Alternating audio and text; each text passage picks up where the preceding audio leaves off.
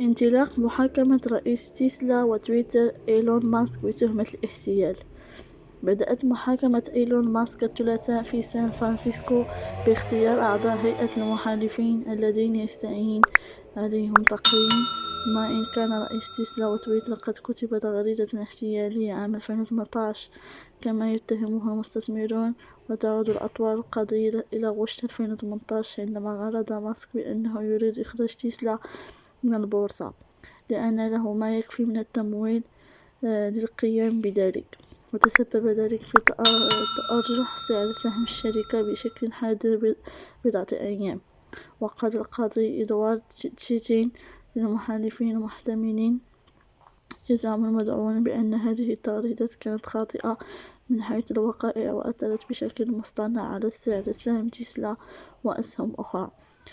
وكان القاضي قد رفض الجمعة نقل إجراءات إلى ولاية تكساس الأمريكية، حيث نقل إيلون ماسك مقر شركة تسلا.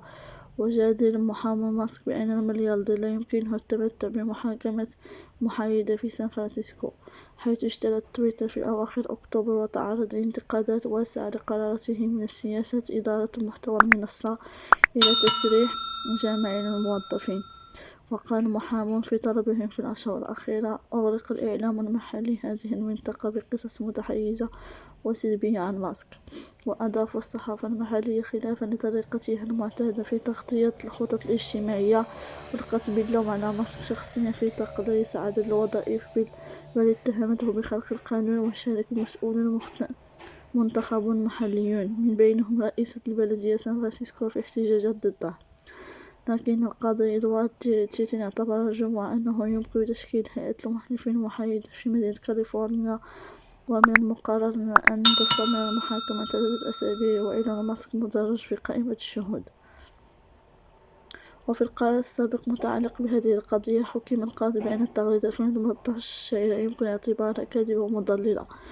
وكانت تغريدة رئيس شركة تيسلا قد سببت خلافات بينه وبين السلطات، إذا رفعت هيئة الأوراق المالية والبورصات شكوى إثر تلك التغريدة،